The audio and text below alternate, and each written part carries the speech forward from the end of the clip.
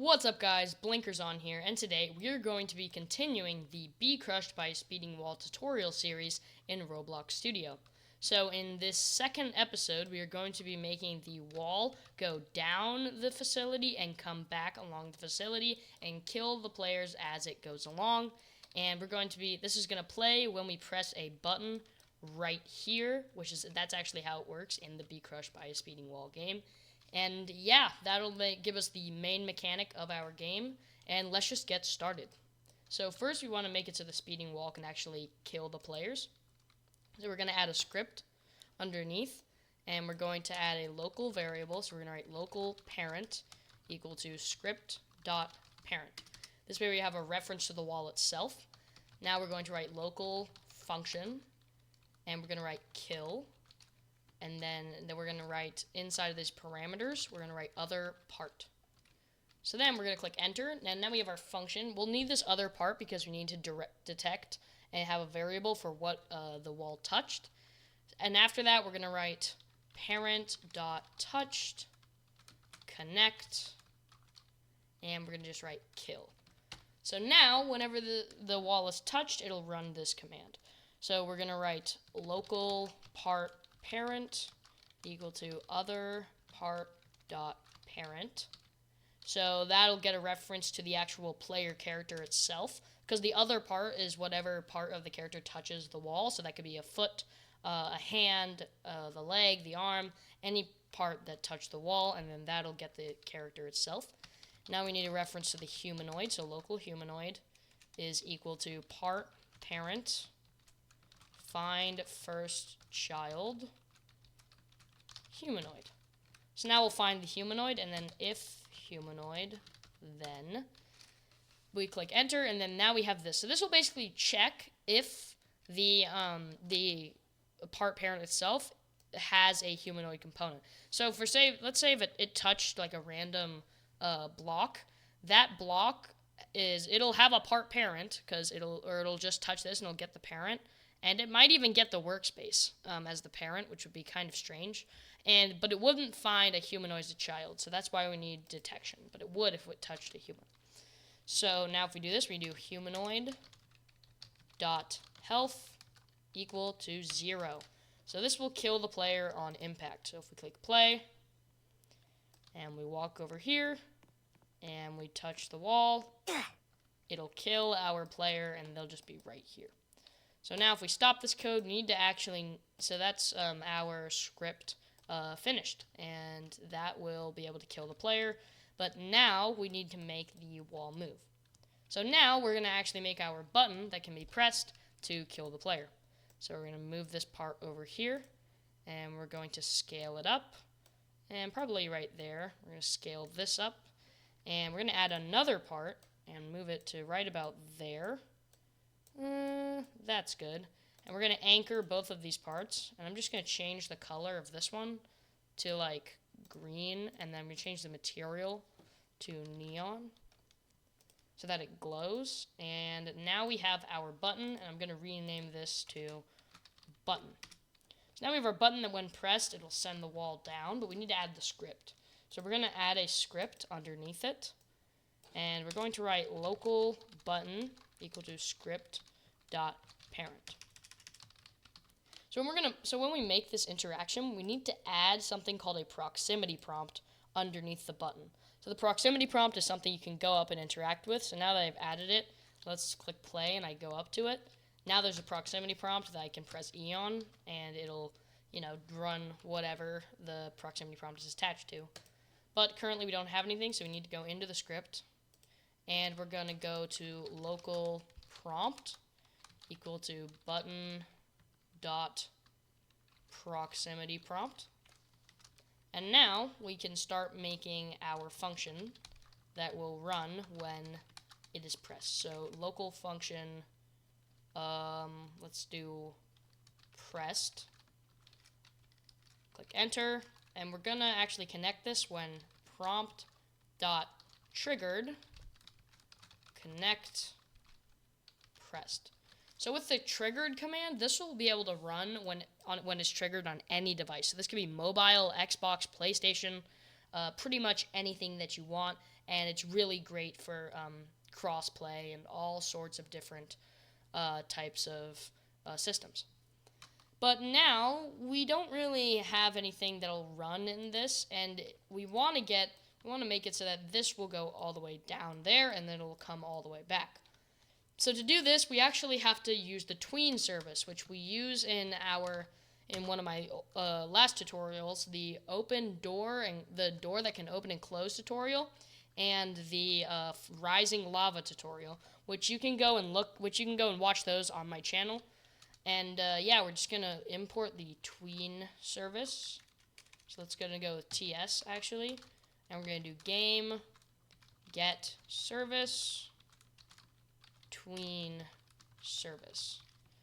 So now we have the tween service itself, and now we have to actually make the tween. So we're gonna do local tween is equal to TS create. If you want a more in-depth tutorial on how the tween service actually works, go watch my rising lava or my door tutorial, because that I give a much more in-depth explanation about all the values for this create to create the tween. But yeah, we're just gonna pretty much just go through it and assign the values. I'll give a brief explanation, but nothing too in-depth. So now we have to find our instance, and for this, the instance is basically just the object we're gonna change. So we're gonna write local wall is equal to workspace.SpeedingWall. So now we're just gonna write that as the instance. The TweenInfo, we actually don't have TweenInfo, so we have to go to local info equal to TweenInfo.new. And now we have to actually make all the info for our tween. So the time that it'll take, we're going to have about 4 seconds to make it all the way down. And I'm going to delete that so we can see what's going to happen. Then we can write Enum.EasingStyle. The easing style is just how it'll actually go through the animation. We want to do linear. And we're going to do Enum.EasingDirection.in. And then the repeat count, we are not going to repeat this, so we're going to say 0.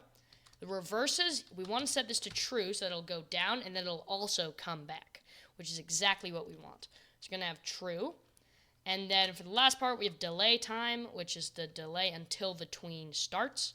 And I'm just going to set this to 3 right now. And I'm just going to go and change and start writing the function over here. But actually, I can't do that. I just realized. So I need to finish filling out the tween. So I need to write in info, which is our local info. And I've just realized that if you have a variable after when you're declaring it, it will not actually recognize the variable. Be like, what does info mean? What is this? And that's because Lua the language Lua that Roblox Studio uses, it reads from top to bottom when it's running the code. So it'll start at the top and read through all of it and make sure every line of code works from top to bottom. But it hasn't recognized info yet, so we're just going to copy and paste this here, and now it actually recognizes info. So now all we have to do is we have to add a property table, which is basically stuff that we're going to change. So we're going to write goal equal to this. And then we're going to write goal.Position equal to vector3.new. And boom, now we just create a new vector3. But we need this actual position. So we need to go into the workspace. And what we're going to do is I'm just going to move up here. We're going to move the speeding wall all the way down to the end over here. And so it'll be right about there. That's a good position. And I'm going to scroll down to the transform, and I'm going to get position in the C frame. And I'm going to copy this position, and I'm going to put it into our vector3 over here. But we cannot just leave it like this, because we actually have to move this back and just click Control-Z. And now that's in, and our vector3 is in there. And all we have to do is pass in goal as our property table. So now we're going to actually have, whenever this is pressed, we are going to do tween play. So this will actually play our tween whenever the button is pressed. So this is really useful, and it'll actually make our speeding wall work. So it'll go all the way down and then go all the way back, which will be great whenever the button is pressed. Now, if I click play, if we wanted to, we can do this. We can press the button. 1, 2, 3. And it goes all the way down. And then goes all the way back if I try to run, but then I realize I can't quite make it, and I try to, and I die. Which is great, but right now we have one player in the game, so we can't really test how this works if we have multiple people down there, or if we actually have someone down there and they're trying to make it and somebody presses it over here. So what we're going to do is we're going to go into the Test tab, and we're going to go and click Start on this local server 2 players. So if I click Start, it'll run this Roblox Studio thing right now, and it'll show all my experiences. But it'll also run 2 instances of the actual play itself.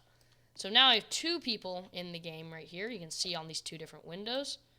And I'm just going to move them over here and scale this up so that we can see better. And what I can do with these 2 windows is I can actually just play as 2 different people. So now if you notice player 2, I can run and it'll go on that screen.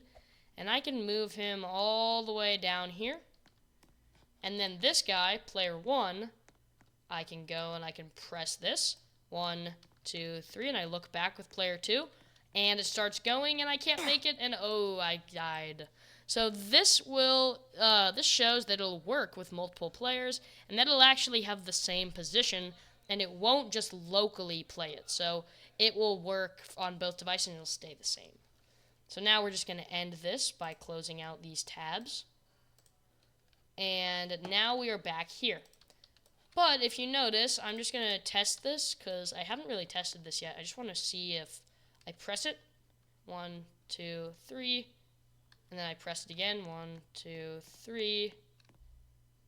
It seems to be working fine. Yep, 1, 2, 3, if I press it a bunch, it will, yeah, it doesn't seem to be changing. So even if they press it a bunch, it seems to be fine. Let's just test it one more time. 1, 2, 3, 4. Yep, 1, 2, 3, 4. So it only works once, so that's really good, and it won't play again. Yes, it won't play again. So if you press the button and it's going, you can't press the button again, and that is a little bug that could happen that is just fixed because our code works. So if we click stop, we want to go down here, and we want to actually change the proximity prompt so that it says something other than interact. So we can change this text to be something like activate wall. So if I click play, and I actually want to go into this actually, and I'm going to change the hold duration to 3 seconds. And I click play,